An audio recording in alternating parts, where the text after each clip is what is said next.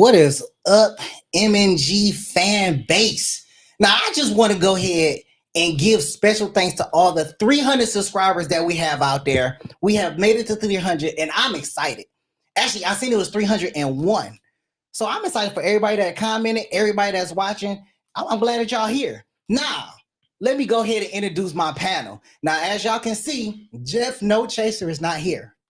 He decided to go on vacation because he got tired of my shit. And it's understandable. You know, he don't like my stats. So he needed to take a weekend away from my stats, which is cool. You know, it's cool. That means I ain't got nobody to refute the stats that I come with. Okay. Now, we do have a replacement for him. We got Twan over here. Yes, sir. He's about to go ahead. He gonna go along with my stats. He likes my stats. I know he gonna like my stats. See. We got Andrew out here. What's up, everybody? I'm Andrew. He's nervous. He's good. Then we got my man over here, Trent. He decided to come on. He was like, look, I got some peace of mind I got to say, too. We out here talking about mental health, man. Go ahead, Trent. Tell him what's up, man. Man, hey, we about to find out, I guess, what's going on there. All right, man. So, look, I got some stats for y'all, man. Welcome to the show. We talk about mental health awareness. Okay, so, you know, men don't really talk about their mental health that much, you know, and these are those situations and these times that we need to kind of meet up with and talk to our brothers about mental health, about how they're doing.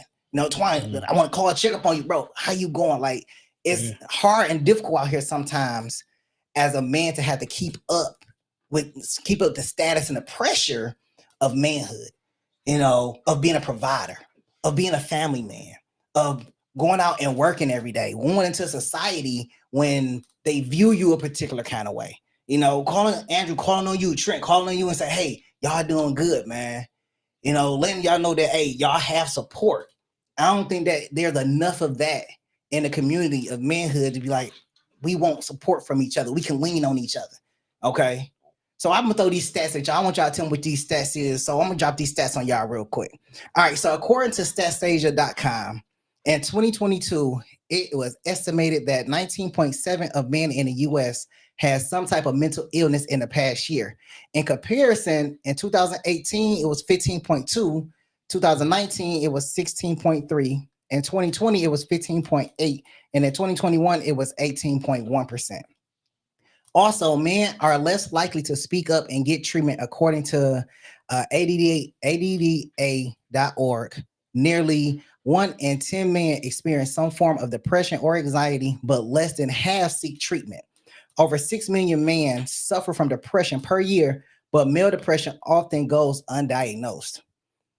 Now, one of the leading causes of disability in America is schizophrenia.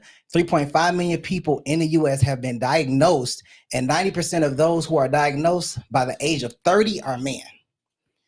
According to Psychology Today, divorced men have a higher rate of mental health issues compared to never married, separated, or widowed men. One study found that divorced men were 8 times more likely to kill themselves compared to divorced women.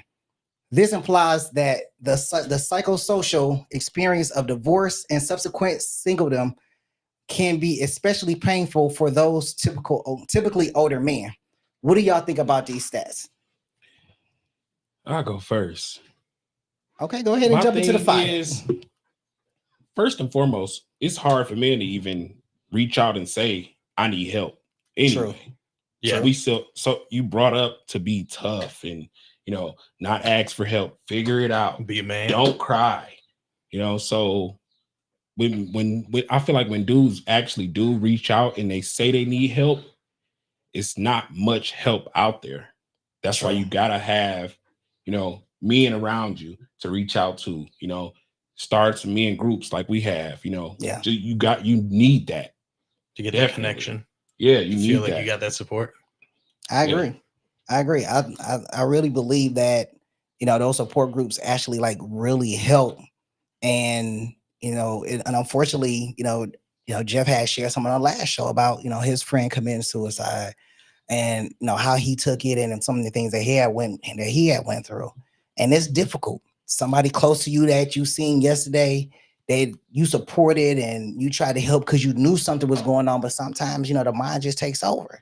So Andrew, what do you think about the stats? So all those stats, let's see. So you started out with the stats where suicide was higher after COVID. No. So what stats are you referring to? Because I'm talking about stats so far as schizophrenia, and 90% of men by the age of 30 are diagnosed. Then we're talking about those that have mental illness and how it increased during the time. So mental illness. So mental illness did increase during the time of COVID.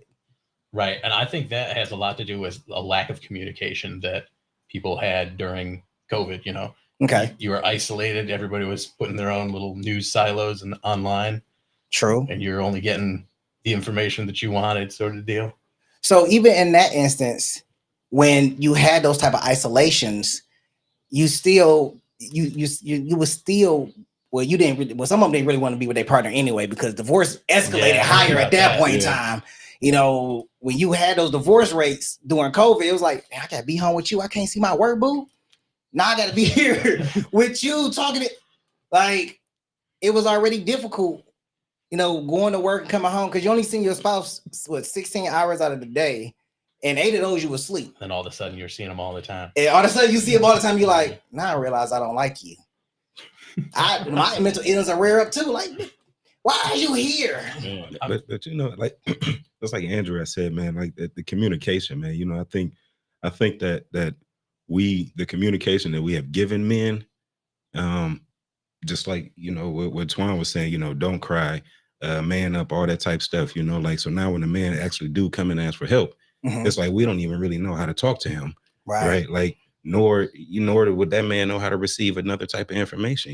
Like that man may not be able to process how he's really feeling. You may not even be able to tell somebody really how he's feeling, because he's been one, which could possibly lead to the schizophrenia of always trying to hold in these feelings that you think that you're not supposed to have. True. How many thoughts go through my head in a day? If all those thoughts, if I didn't have a way of expressing those, if I didn't know how to work through this, man, I know I would go crazy. And I'm sorry, not to use that word crazy. No, I agree. But like, if you had that stigma, like where I can't talk about this stuff, or else I sound like I'm soft and like. But also opening myself up to be a target. Also, and Trent, you just reminded me of something, and it could be the generation that we was raised by, because I know I was raised by the baby boomers. Okay, and their mind and my dad mindset was, we don't talk about it. You bottle it in. You a man. You don't cry. You scrape your knee, what you crying for. You got to man up, and it's like, so you can't show emotion.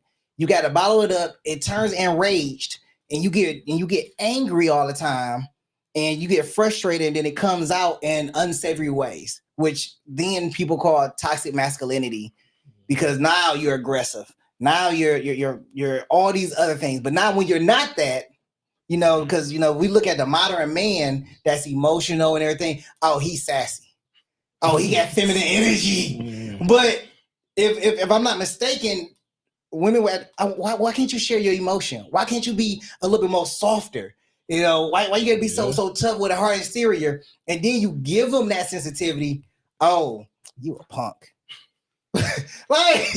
like you just asked for me to open up and be sensitive, but then you play me and call me soft and a sissy when I am. It's a double standard. It is a double standard, because you ask for something and you get it. And then when you get it, it's like, well, that's not what I want. Yeah. And I feel like that's why it's so hard for men to open up and really ask for help, or just even go and find a therapist to talk to, because it's just like, you never know the information that you're telling. Is it going to be thrown back at you like a knife? Right. Right. Like, don't use what I told you as a weapon. Exactly. Exactly. And that is a difficult part, because you get afraid to share something, thinking that it's going to criminalize you in her eyes. And it's like, well, I don't want to tell her that. You can tell her all the bad boy stuff. She may be excited, like, I used to carry guns and stuff like that. Like, oh, you did? Panties about to drop, she wet. Like, you're like, I like that bad boy, you. But then you tell her, like, I like picking flowers and stuff like this. Like, like picking flowers. I like to garden. You like to garden. But you know, man, like when we hold it in, that's how we end up getting into the COVID situations where now you do have to share those things. Yeah. And now what probably would have happened years ago, had you guys had that communication, is now happening now because you now have no other outlet. Right. So over time, it just bubbles up to the surface. I mean, and you end up at the same spot that you was in had you told them from the jump. I mean, exactly. Like so I mean, which goes back, well, not necessarily goes back, but in my head, like I feel like a lot of this just really knowing who you are and taking that time to be confident in I mean, your feelings are real. Exactly. Your feelings are real. And I think that's why emotional intelligence has become so big in the later years, is being able to recognize another person's emotion, being able to control your own emotions, and then be able to influence other people's emotions through conversation and action. So emotional intelligence is such a big part of relationships now and a conversation. Andrew, like, you want to say something? I mean, I feel like there's also a gap between the average skill level when it comes to communication of women versus men. And I know I'm saying this as a man, but I believe it's out there. Because they didn't have that same stigma. And you're absolutely right. I think communication now is such a bigger part of relationships. And the reason why it's a bigger part of relationships is because when some women communicate, I'll say most women communicate through emotion. So it's about what I feel and not the actual logical aspect of what the emotion is. So it's more of a reaction than a logical response. So this is what I'm feeling, and I want to communicate how I'm feeling, even though it may not come out as I'm communicating how I'm feeling. Which, I mean, it's a technique all in itself to be able to communicate how you feel. I can't communicate how I feel. I'll communicate the logical aspect of it. But when it comes to talking about the deep natured feeling, it's way more difficult to put that into words than it is for me to just show you action. I can be reliable and show up. You know, I can be I can go, you ask me to do something, I can be there for you. That's my way of showing you that, yeah, I care for you, I want to be with you, I love you, all of that stuff. But if you say, well, tell me how you love me, and you want that in dictionary words? Like, that's what you want dictionary words, right? Yeah, just tell me how you love me. I do for you. Like, what words do you? Because some women say, well, I want both. Okay, you asking for a lot now. Like it's like you asking me to sit at you asking me, like, I'm a boy back in high school, sitting out there taking the exam, you taking the SAT test, and you sitting there like, well, I only got so much time to answer these questions. And that's how I feel when I'm sitting there being questioned. Like, so tell me how you feel. So, okay, so question one, how do I feel? I can tell the truth, I can do an action, or I can do a distraction. Let me create an argument so we gotta have this conversation. Like, because I mean, I don't know how y'all feel about that, but for me, it's difficult to convey how I feel in words. I can put it on paper, I can put it in a poem, but I can't. Man, I go to a dead zone. For me, like, it's difficult. For me, I'm still actually learning to even be vocally with my emotions. So as I'm, going and getting older, I'm just getting better at it. But I mean, I'm not gonna say all women, but a lot of women can't really.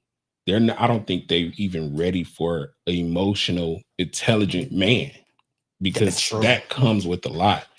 Some men, they've been bottling it up for so long, and now that they let it out, you could just be jaw dropped, like, and not have a response, and like, well, I get back to you on that. but then it's like I'm letting it out. It's no, I need something back. Exactly. Twan's leaving these ladies starstruck.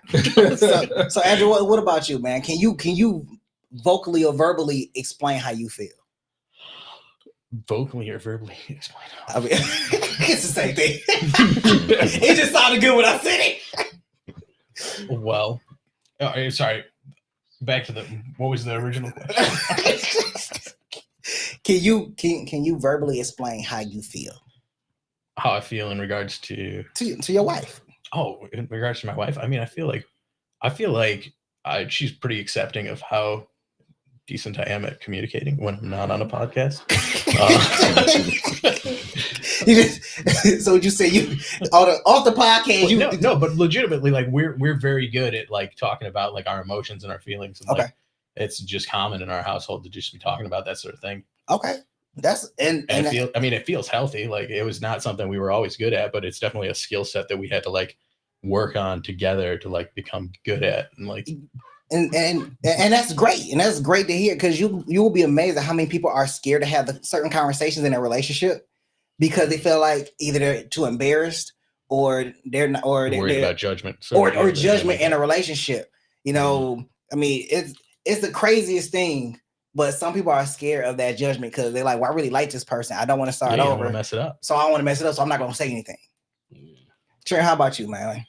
I think that me and my wife have, I mean, just like Andrew, we've grown to learn how to communicate and kind of learn how each other communicates. And I think that was the bigger thing for us, is learning how, not even the what is being communicated. You know, I think, you know, we always both could hear, but, you know, I think it was the delivery or the lack of delivery, you know, that always hindered us. And I think one of the biggest things that we've learned to incorporate is time. You know, man, we may have a blow up, we may have a disagreement, and we may make our points and nothing is solved, but we give each other some space, and then, you know, we able to think through it ourselves, and then we come back to it. And I think at that point we are in a more I don't want to say agreeable, but what's like thinking of the common good, you know, more compromising state of mind, you know, I guess is what I'm trying to say, you know. But so now let me ask y'all this, and it's just dawned on me, and Trent, we're gonna go backwards. So how do you communicate your dislikes? You know, something that you was uncomfortable with that was said or did, or like, y'all like, I mean, but those are the hard conversations. Is saying, you know, I didn't like how you said that to me, or you know, I don't like, you know, what you did at that particular time, like, and I want to talk about it. How do you communicate those dislikes to where it doesn't turn into a full blown argument, but it actually turns into a healthy conversation? Well, I don't know how to. Well, I say this. That's it. I got these ringer questions. You know, for a really long time. I mean, and I'm not one to really communicate I'm normally the quiet person, you know, that sit in the back of the room, you know, man, like just chilling and whatnot, you know, and I've brought that type of character obviously into my relationship, you know, for a long time. But, you know, I say in these past recent years, I try to say it just from my perspective, right? I try to communicate and, hey, I felt like this, and not necessarily say you, you know, try not to point the finger, but I mean, even though, it's something that you did, something that you said, something like, you know, but I really just try to be like, look, I get what you were saying. I understand how you was feeling. I get it, but I felt like this, you know, and like, and I don't like this, man. Like, and really, ladies for me, come at me with a certain tone. You know, like, for real, you know, it really is. I mean, like for me, I try to. Big thing is I try to put myself in her shoes sometimes, you know, and be like, hey, okay. When we having, I know you asked me like, how do I communicate my dislikes, you know, but I like to bring it all the way back when we having a disagreement for real. Yeah. Like, you know, and we take that break. The first thing I do is ask, what am I mad at? Okay. And then I ask, what is she mad at? Okay. What am I saying? What is she saying? You know, and then from there, I'm able to really have a big picture and really be able to address it in a loving way, you know, in a way that's going to bring us back together. So as far as my dislikes, I try to bring the same type of kind of thought. What am I really feeling? You know, and it's like, okay, incorporate her thoughts into it. I mean, what her actions really was. I know this is a lot of thinking, but hey, I am a thinker. it sounds like the right thing to do. Is to take time to think for real. No, I don't want to be acting impulsively off something. Because the impulses is how we got into the arguments in the first place for the most part. Just saying the first thing, reacting off of the first feeling you get, man. So, man, really just trying to think through what's gonna get me back to the result that I need. That's good. And the result that I need is for us to have a loving household. So what's gonna get me there? How can I communicate my dislikes? And my wife is very understanding. So I can't just be straightforward. I'm not a disrespectful person anyway. All right, man. I think that's a skill set that a lot of guys don't have, though. To even have that wherewithal to know, I gotta take myself out of the situation so I can come back and speak what I actually want. One thing I want to acknowledge is that y'all take a break from the argument to get your emotions and your mindset together, and then come back to the conversation with a calmer mind, more thought out responses. Yeah. So now you can have a healthier communication without the emotion aspect in there, because now because when the emotion is in there, you're just reacting to each other at that point. You're not even trying to get your point across. It's more so reaction, and then something gets said that you can't take back. So then it's not, oh, well, you hurt me. Now how can I hurt you back? And then you get into that back and forth. Getting even. So Andrew, how do you communicate your dislikes? So I think a lot of my ability to talk about the things that bother me in our relationship come from a place of trust and knowing she's not going to leave me for the fact that I don't like this or I don't like that. And it's starting from that place of trust and relying on your partner to be your partner in this world. You get this confidence that you're able to talk about the things that are harder to talk about, I get that. And I think being able to talk about your feelings and stuff on a regular basis with that person makes that so much more accessible, because you've been building up that trust over time. And so for me, it's not a big deal at all. It's just y'all Thursday. I'm gonna be real, y'all too, bro. Y'all got some healthy relationships, my dog. Y'all have some key steps in there that I think some people are missing, not only in their relationships or their courtship, but also in their marriages. They're not putting the right practices and procedures in place in order to better understand each other, because everybody's reacting to the situation instead of listening. Man, Twan, go ahead, man. How you communicate your dislikes? So, man, I wasn't good at expressing my dislikes or what I didn't like, or something happened, something you said, I didn't like it. So I would just be blow up, hey, whatever I need to say, pointing the finger, hey, I get my point across. That happens. What made me be more level-headed with it is seeing her interact with me about her dislikes. So, and she was more calm, approached me way different. So that's what gave me the ability to be well, okay, I'm gonna sit you down. We're gonna be level-headed. We're gonna speak face to face. We're gonna get eye contact, and I'm gonna just let you know, I have an issue with this. Right. What can we do to, figure out how I can be more comfortable with this? Right. It's hard. It's a learned, it's a learned skill set for sure. Yeah. And I want to acknowledge what you said, because that's growth. Yeah. So going from one position and recognizing how your partner interacted with you and mimicking what she did with her and how she was doing it with you, that is a level of awareness, observation, and growth on your part to be able to recognize and see the difference and make the change. Because a lot of people, they see it, but they don't make the necessary change because they're so stuck in their own mindset, in their ways. They get in their own way of having a healthy relationship. Yeah, and that's where the difficult part comes in at. And that's the difference. And I will go so far as to say that's the difference between having a real relationship and a real marriage. Then you're just out there trying to find somebody to fit a particular mold, to fit who you are, because you're not willing to change or grow. Yeah. You want everybody to adapt to you, but you don't want to adapt to them. Man, y'all boys dropping some knowledge today, man. Hey, I may have to send Jeff on vacation more often.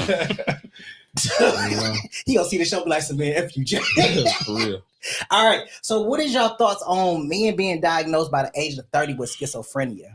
90%, man. That's a high number, my guy.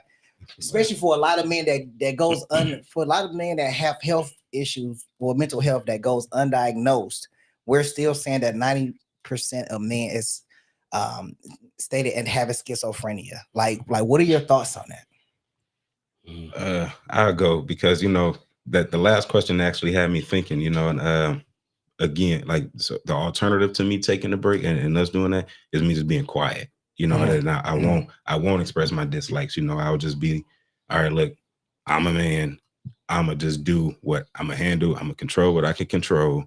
And in my head, the way it's like, if I keep doing what I feel to be right, at some point, everybody else will come around, right?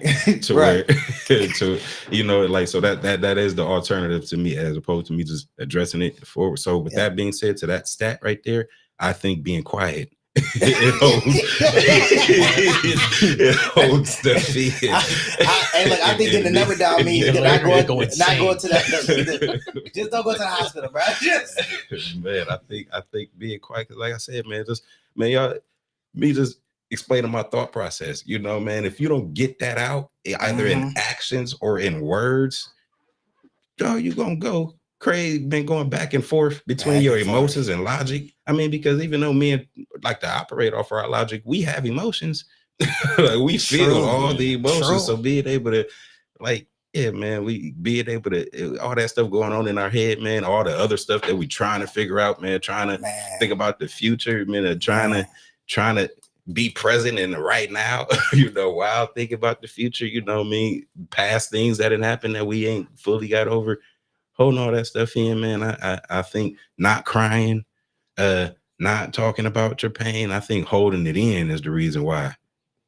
Is the reason why that stat exists. Piggybacking off that, I mean, like, I feel like when I say, like, when I'm doing that thing where I'm quiet and I'm like not saying what I really feel, and like, so it'll be at like work or something. Like most likely, because that's where I feel like, I can't actually voice what I want to say to my boss when she's telling me some stuff that, maybe I don't fully agree with. And like, no, I'm just working. But that's when I'm like talking to myself the most. And I'm like, getting a little sassy with what I might be saying if I wanted to open my mouth. It's like, so I can see that being like a spiral thing that maybe causes you to go. Go postal, no pun intended. So, I mean, I don't know medically how relevant that is to like schizophrenia and like so legitimately causing that sort of level. But so mental health, like, so you have spoke on work. So I'm going to speak on the situation. I'm not going to speak too deep into it, but I'm going to tell it from my point of view. I am dealing with a situation at work, and the position I'm in is a high level position. Okay. And it comes with high level responsibilities. Okay. So we'll say that my position is along the executive line, and it comes with a lot of stress. When you have to deal with employees, their personalities, their emotions, and everything in certain situations. So there are particular situations that I'm involved in or at the center of, because it evolves around me, and it gets to a point where, and if you're in management, you understand what I'm saying. Because and not even if you're in management, if you're just in a situation where you have a dispute with somebody else, and you have to muzzle yourself, but that person get to go around to all the other people and talk about the situation and dog you out in the situation to other people, and you have to muzzle yourself to not say or do anything, because of your status, because of your bishop, or because of your demeanor, or because of the situation that you have at home, because you're taking care of a family, you don't want to risk your job. It's already hard enough to find another job. So so in your head, you're like, I can't say nothing that I want to say. I can't do what I want to do. So I got to sit here and take it on the chin. And just let that stress compound. And let the stress compound. And you're consistently going into the same situation every day. And don't let the person work in the same building, same department, same line, same area. And you have to see this person, and the type of person you are, because you want to say something, but it's not at the detriment that you want to lose your job and put your family in a hardship. So you sit there and you just take it. Think about the mental damage that's doing to the person that has to go through that, because the other person can walk around and say whatever they want to say, but you got to just sit and be like, know what? If I say something, I already know what I'm going to do. And I'm gonna put hands on them. We gonna get into an argument, or we both gonna get fired. Yeah, but you got to know to like get that out of your system at some point, right? You got to be able to have that community or like support system that you could talk to about that stuff, so that it doesn't become a problem. But sometimes that's not enough, because like you said, it compounds. So eventually, it's like a volcano. Eventually, you're going to erupt. Yeah, and you got to find that outlet. Right, that's what I'm saying. Like a healthy outlet, so you don't get your ass fired. You said, you got the responsibilities of taking care of kids, making sure your bills is paid. So you got to find some way to release that. You know?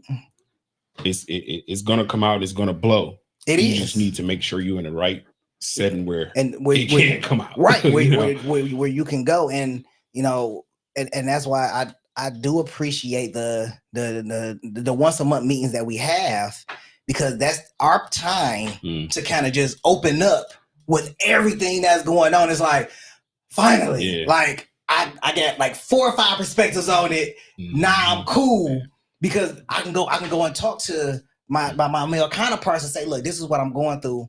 What's your thought process? I know I got a king on the line. Like, I can call at any look. I got this going on, bro. Like, I need you to talk me through this.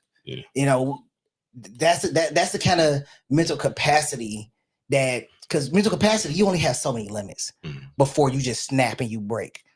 You're not going to compound all this stuff in and not snap on nobody. Like a person, a man, a woman, whatever the case is, only can take so much. That's just like an abusive dog. The dog can be the nicest dog in the world, but if you taunt it enough, eventually it's gonna become vicious. It's gonna want to bite you. It can only take so much before it erupts. And I just wanted to share that kind of personal perspective, because that's something that I'm going through, and it's weighing heavy on me mentally, because I can't do what I'm accustomed to doing when I was just an employee. Like, once you go into like that leadership realm, it's like, you can't do nothing. You can't say nothing. What were you accustomed to doing back when you were just employed? Confronting people. Okay. Confrontation. In what kind of way? I'll go to them. I'll find them, and I'll say, I heard you say XYZ. I want you to stand on it. and here's the thing: when you do that to certain people, they normally back down. When you walk up and confront them, they normally back down. But man, they already lost the battle, or maybe the war, when they started doing it in the first place. Man, look, I'm a firm believer in that the righteous will not be forsaken, right? Like, so if I know that I'm well, what you saying don't hold no water, then it don't hold no water. Yeah, because you're right. People will attack your character in the strongest way. And like people say, the devil is at work, and he's attacking your character through different means, so you can lose what you've taken so long to build. And these people come in so many different ways and fashions, and sometimes they come as your friends, sometimes they come as the people that deceive you to befriend you and then want to take you down. They come in so many different ways. And they can be sitting there preaching the gospel to you line by line. The devil know the gospel too, and still will try to take you down in so many different aspects and ways. But that's why you got to hold firm to what you believe. I'm gonna be honest with you. I hold firm to this 9mm. If I can't reach to that, I'm gonna hold firm to these knuckles, man. Like I don't care where you from, man. Like. It's like, I'll tell you right now, like, it's a person at my last job. I can promise you right now, if I ever see my man in the streets, dog, he about 60 years old. He be elder abuse. If I ever seen him, he better not say nothing my way. I'll be like, bro, you come on, we ain't even at work, bro. We ain't working the same job. We can go ahead and handle this right now, dog. Let's go ahead and get this energy out. I don't want to get hit with elder abuse, though. I mean, I would, but I don't think I get caught. I just gotta avoid the cameras. So I didn't wear your hat. It is, man. So look, all right. So okay, we kind of talked about this, but no, how do you deal with mental health, and what are some tips to help you with your well-being? Now, I play video games. I go to sleep. I shoot guns. I drink a little bit of whiskey, and I exercise. No, those are a few of the things I go and I play Call of Duty every now and then. So if everybody want to get on the game with me, PS5, holler at me. We can get that Call of Duty in. So, go ahead, that smoke. Man, go ahead and tag the podcast with your I'll go ahead and throw you in there, man. Tag them in, hit me on Call of Duty, man. I get it in. But those are some of the ways that I kind of deal with it. Meditation and just taking time to myself and just kind of reflecting on the situation. It's like, okay, is it worth all that energy? Is it worth all that time? Is it worth that rent-free space that is going on? Like, is it really worth me taking all this mental space to have to combat the emotion and everything? It's easier said to just let it go. It's easy when it's not you to just be like, yeah, I'm gonna let it go. And it'd be like, okay, well, I'm gonna let it go, but shit's still on my mind. I'm gonna go play video games. I'm gonna go exercise. I'm gonna get this aggression out. I need to go take up boxing because I need to fuck somebody. I mean, I've heard, obviously, I'm not practicing this, but I've heard that exercising is a good exercise for getting out that stress. But I find for me, that more just like having, like, kind of working on those communication things with other people is like really where I find that I'm offloading the real stress for me. Yeah. What about you, Twan? For me, I just start like really, really going to bowl. So I'll just go get in the car and go by myself and just watch YouTube and just try to figure out different ways to make the ball curve. Just try to put my mind at things where I could just like focus on it and try to master it to clear my head and be like, okay, that took me from this. Now I can come back with a clear head and try to figure out a different way. Because like you were saying with the, with you being in a leadership role, because that's how I was. I was, on the other side of things, in production, and then going from that to a leadership role and having that type of situation. I've been on both sides. So and with me being on the production side of things, it was like, hey, you can get these hands wherever. Because I could go find another job, whatever. But with that moving to the, management side of things, it's just like, it's so many things you got to put in perspective. Like, first off, you got to set a good example for, your employees or whoever you may be over. And then, Hold on, wait. Something happened with the camera. Something happened with the camera. It went out. Hit the button. I know, but it's gonna turn on me. Y'all keep talking. I'll fix it. Okay. So, like I was saying, with me being on both sides of things, but going to the management side, it was more so you just picking up leadership roles. Like, I had to watch a couple videos. It teach you, do you want to be a derailer or do you want to be the type of leader that is going to just motivate people, like, hey, step in the office so I can calm you down, or just talk to them about their everyday life and then bring it back to the situation where they could be more clear and voice their opinion about why they feel the way they do feel, but or how they got to that mindset. Yeah, it's yeah. That sounds smart. But it's when you're in that leadership role, it's a lot of things you have to put in perspective. Like, do I really want to risk it all? And with me working and getting to this point, it's like I didn't work this hard to throw it away over. Plus, you never know you never know what mindset they're coming to the situation with unless you talk about it. Yeah. Maybe they're gonna get real aggressive with you. Yeah, that's a fact. Because sometimes people try to bait you into situations. Facts. By saying little small stuff they know they're gonna get up under your skin, and then with them saying that stuff, you like, okay, I see what you're pointing at here. Not to get back to you got to talk to the union. All of a sudden, you got to talk to the union. All of a sudden, you got to talk to the union. I've been in a situation like that, like the little small stuff, like, but just say what you got to say. There's just good, clear the air, clear the room. Say, what, move the furniture, bro. Like, say what you gotta say, dog. Like, we right here. Just say it. Like, there's no need to sugarcoat it. Like, don't be passive aggressive. Yeah. That's what I don't. And it'd be great if in the workplace people really had that space where you could be like, just say what you want to say. Like, Facts. like not be so corporate with it. Just say what you need to say, and I'm gonna respond. Yeah, that's all I want. It don't have to resort to me putting my hands on you. Unless you take it there, but because you got to defend yourself. Hey, you know that Detroit rule, man, 3 feet, bro. You within 3 feet is a problem. Hey, I mean, I think nowadays that's becoming more and more like a common practice. When you think of like I know all these big corporate companies have these like mental health things that they do for their employees. It hasn't yet reached all facets of the. I think jobs need to have like a smash room. Oh yeah, go in the basement and just a little private area. Got a few things back there you can hit with a bat. I come out super refreshed after that, bro. And a lot of jobs should have like a therapist on staff. Hey, that I like that idea. Yeah. But they always want to give you access to mental health. You can either talk to this therapist or you can go to the smash room, I guess. So Trent, so go ahead. Tell me what you I wake up early.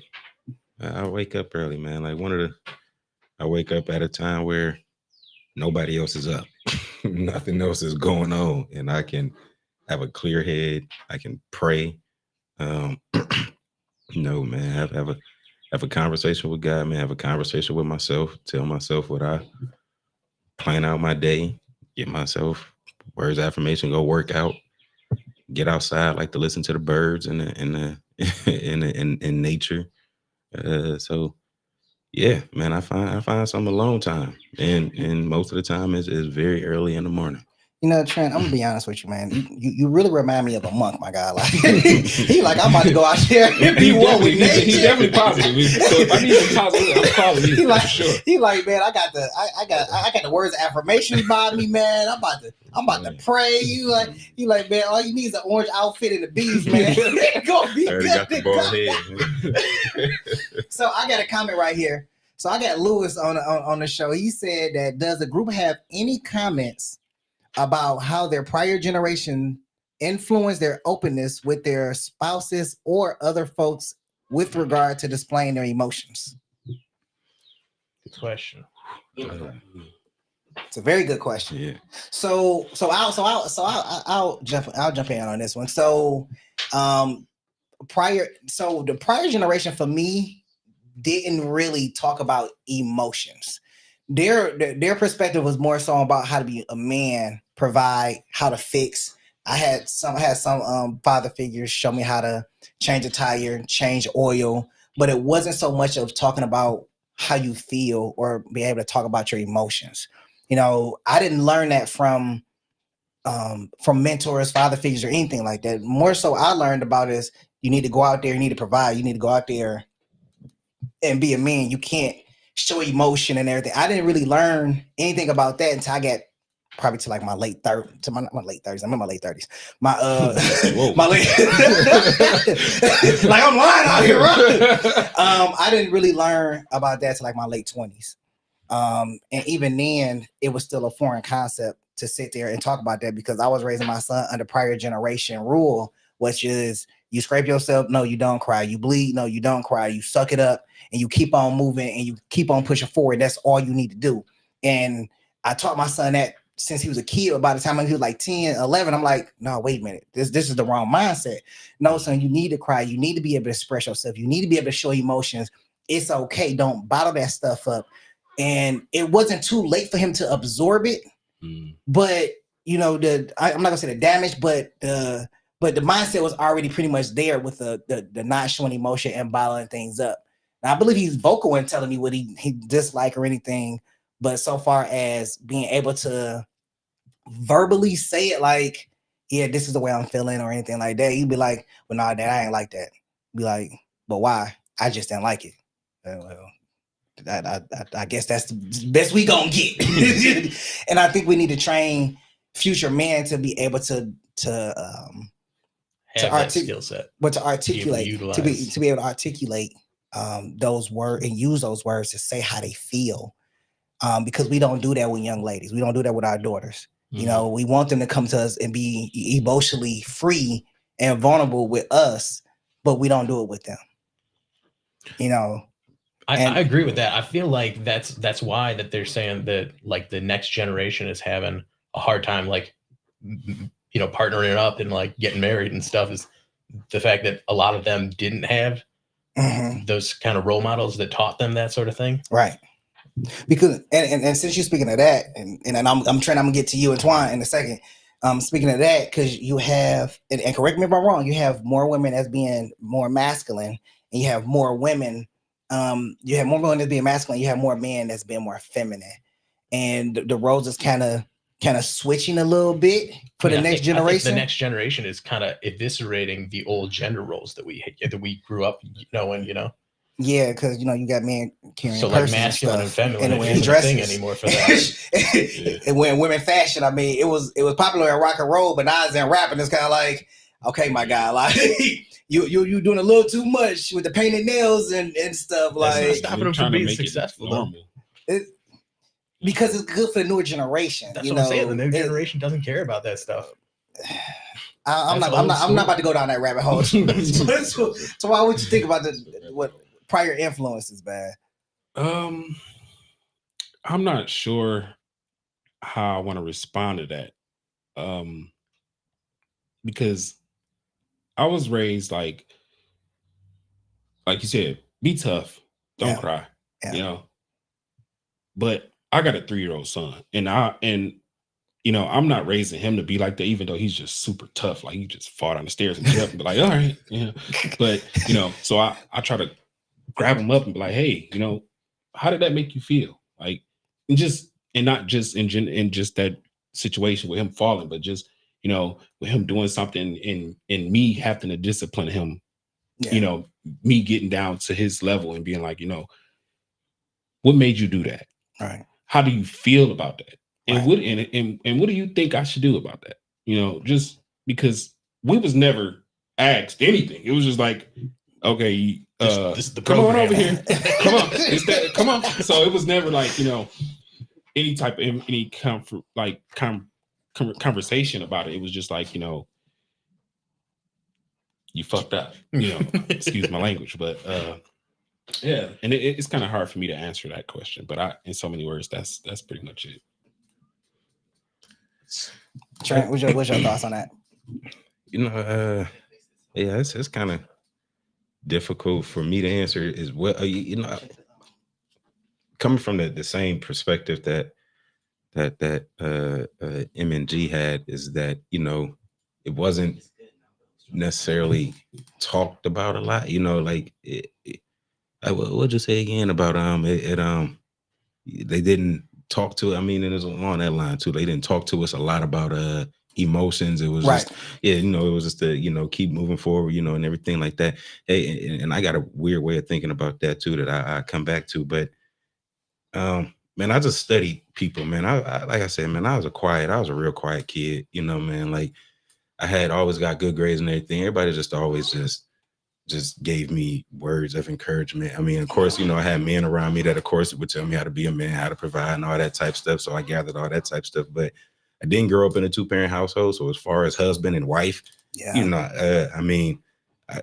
just kind of took what I've learned about being a man and applied that to just me as a person and how I want to, carry myself out in the world. And I am in the middle of developing that man, right? Like that's so like I am learning that right now. I mean, and even in me and Shelby's marriage, I am, because I thought about this the other day, like Trent, you also like never learned how to be a husband. Like you're learning right now how to be a husband, and as well as you're going through these transitions in your own growth and development. So bringing those new with the new ideas that I've learned about myself, is also going.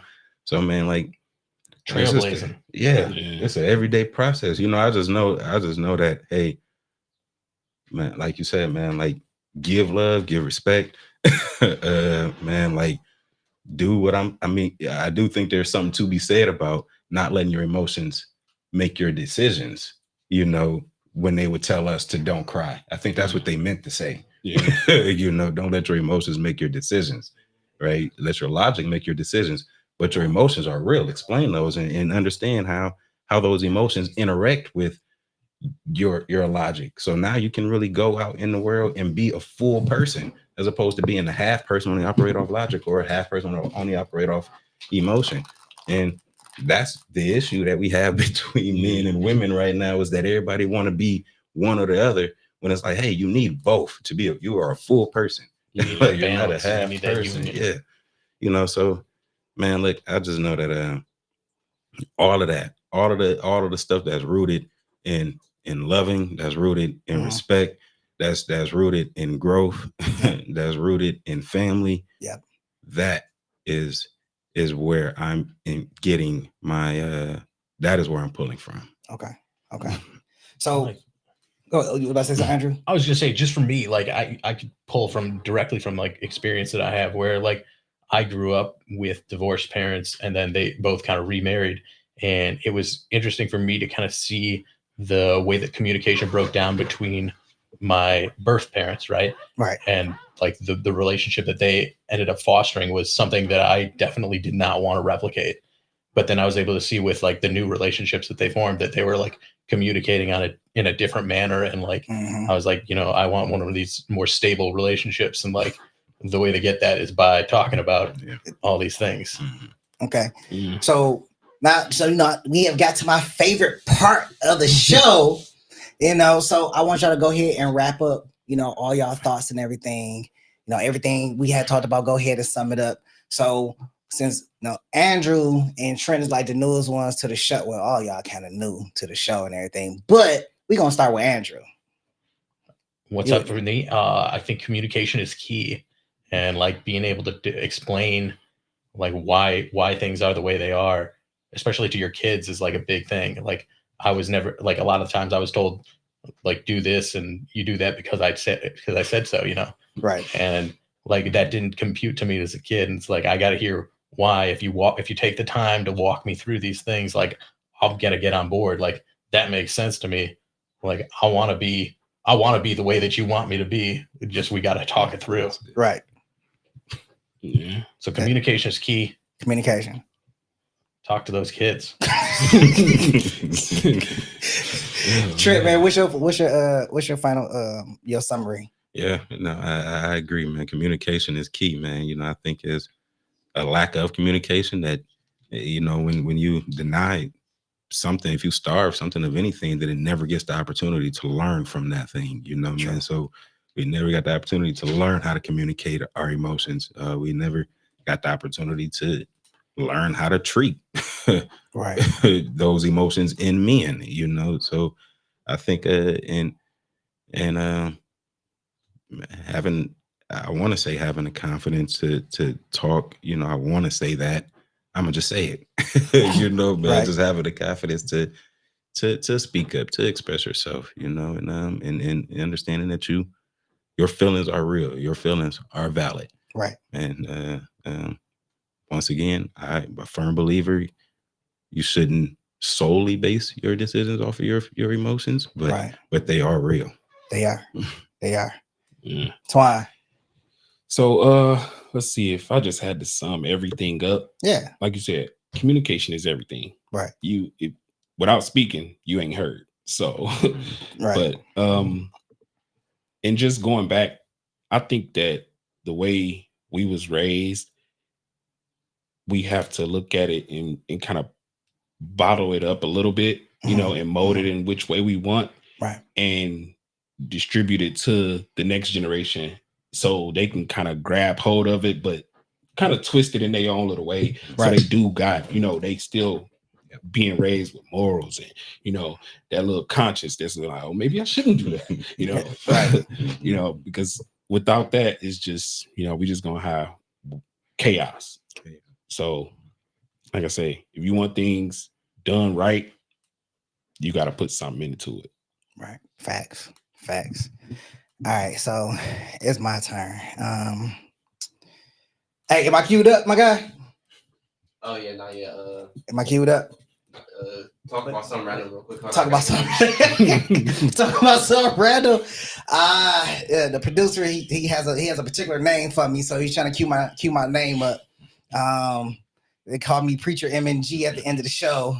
So I'm trying to get my mind right while he go ahead and cue it up because it's like they little inside joke. It ain't me that's claiming this. It's the producer and Jeff No Chaser that be claiming this. So I'm trying to wait for him to go ahead and cue this up really quick. Are we queued up? Like a couple of seconds. Oh man, here. All right. So just charge yourself. Just get your thoughts in a row. You said what? Just get your thoughts together. Get my thoughts together. Okay. Okay. Let me get my thoughts. I'm getting my thoughts. Okay. How about that? I'm gonna read this last stat I got. Mm-hmm. I'm gonna read this. All right, we queued up.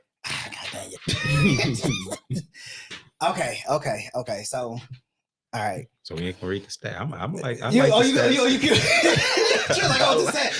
All right. So I'm gonna read the question, but then I'm gonna go into my part. Okay. So the question is do you know the signs of mental health issues? And per Piedmont.org, Dr. Abdullah, depression, to determine what a person is in depression, is irritability and anger, becoming more reserved, talking less, avoiding social activities and hobbies, changing eating habits, decreased sex drive, and changes in sleep pattern.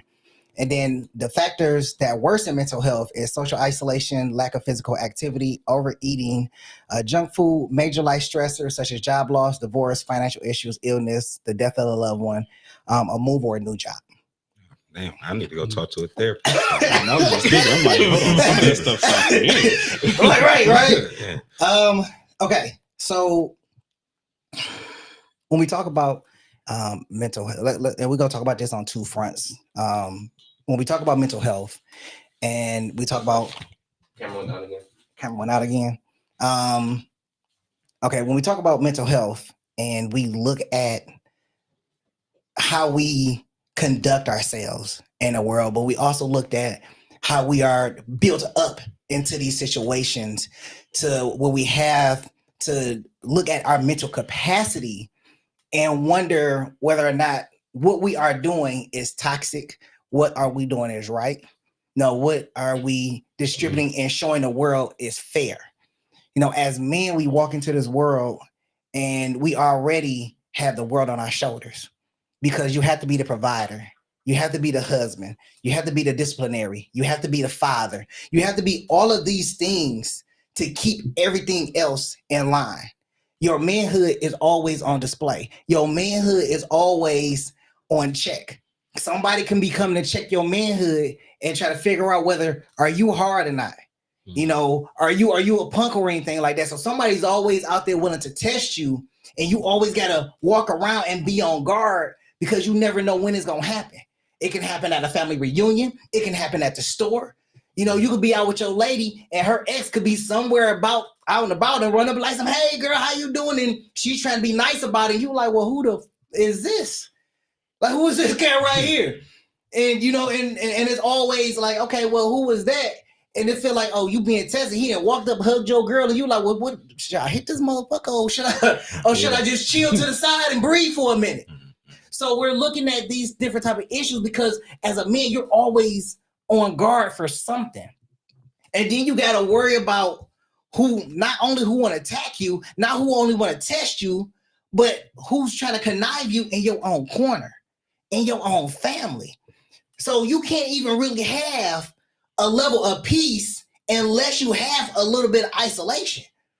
You got to be able to come home to peace.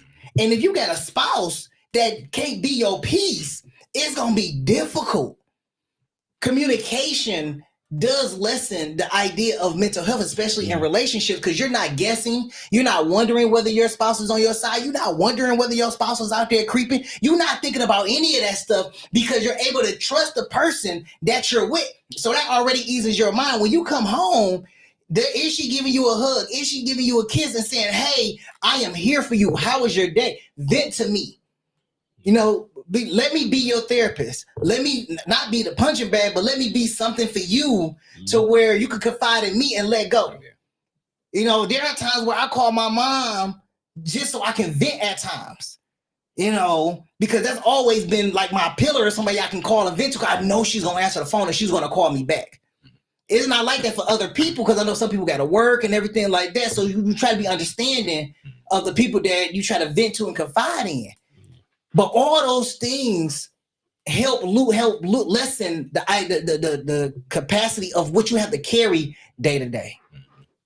And then when we look at mental illness, there is a such thing as a cultural stigma to where, especially in the Black community, we don't want to go and get the mental help to help us stay on track. And if we just look at men in general, it's not a lot of men that want to go and get the mental help because we are so accustomed to carrying the weight of the world and walking around and just saying, hey, I got this. I ain't worried about nothing. We act like we don't need nobody to have our back. We out there on our own island and we don't seek or look for no type of support because we believe that we are always going to have to be stand our own on our own 10 toes, and we're going to stand on business every day. And it is so difficult to stand on business when you got a whole bunch of bills you got to pay. You got a family that you got to take care of. You're trying to move up the ladder, but they won't allow you because they don't like you because of your skin color, or they don't like you because of just who you are. No, they don't like you for a variety of reasons. It could be your skin color. It could be the fact that you got a beard and they don't. All y'all got beards, but I don't. But I don't hate y'all for it. I'm still trying to grow mine in. I'm hoping about 40 is here. I'm trying to get my own man though. But you have those type of situations where people don't like you, and they don't like you. You can tell from their energy they don't like you, and you have to bear that weight. Whether it's in a workplace, you dealing with in-laws. That's one of my fears is marrying somebody that I really love, and her in-laws like, yeah, we don't agree with him, and you just like, but what did I do? Nothing. It's just who you are, and they don't like you. And then you may not like that. They can have a favorite cousin they want to hang around, but you don't even like that favorite cousin. You like, they ain't nothing but mess, but that's my favorite cousin. You're going to end up in a fight at the fight club. you playing around with it like, well, she just like have a good time. Yeah, upside other people's head. You need to stay away. I'm trying to tell you. You're like, she had an accident every other week, but you still want to ride with her. Like, I'm trying to protect you. But you have those situations, and it could literally drive you up a wall because you're stressing over the situation. You're stressing over situations that happen at work. You're stressing over situations that happen in your family. You're stressing over situations that happen with your in-laws. You're stressing over situations that's happening in your marriage and your relationship. You're stressing over bills. You're stressing over financial issues. And it all can break you.